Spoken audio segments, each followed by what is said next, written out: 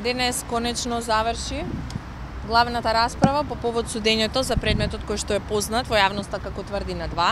Ги изнесовме нашите завршни зборови и анализата на доказите кои што беа изведени на главната расправа. Убедени сме во основаноста на обвинението и како што кажав минатиот пат, очекуваме осудителни пресуди. На крај на сосема на крај ја прејудициравте пресудата за 6 обвинети. Дали од каде такви информации и сознанија дека нема да бидат осудени? Бидејќи побаравте од новинарите да не се објавуваат нивните имена. Не вака, не ја прејудицираме одлуката. Ние, како што кажав минатиот пат, ние очекуваме да бидат осудени затоа што доказите кои што ги приложивме упатуваат на нивна кривична одговорност.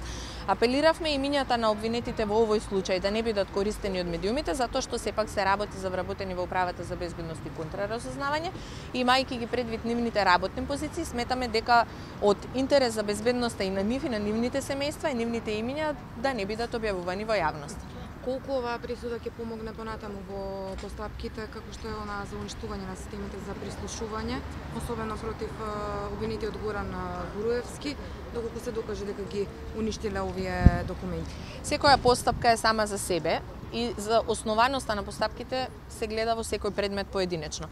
Така што единствено осудата може да влијае како утежнителна околност за одмерување на казната на обвинетите лица, ништо повеќе од тоа. Добро, цело време се вада дека работеле по наредба. Дали сметате дека таквата одбрана на останатите 6 обвинети ќе влијае врз пресудата против Горан Груевски, врз одредувањето на неговата вина? Секако во однос на одредувањето на висината на казната, таквата изјава на обвинетите би требало да има влијание, пак ќе оставиме судот да го каже последниот збор. Она што можеме од наша страна да го појасниме е дека без оглед дали работеле по наредба или не, законот е јасен, доколку наредбата е спротивна на законот, секој државен службеник е должен да одбие постапување по незаконска наредба.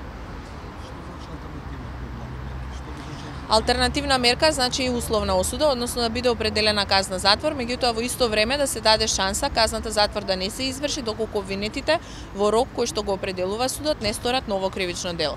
Го предложивме ваквото нешто затоа што се работи за обвинети кои што имаат чисти професионални досија, а се долго време веќе во службата.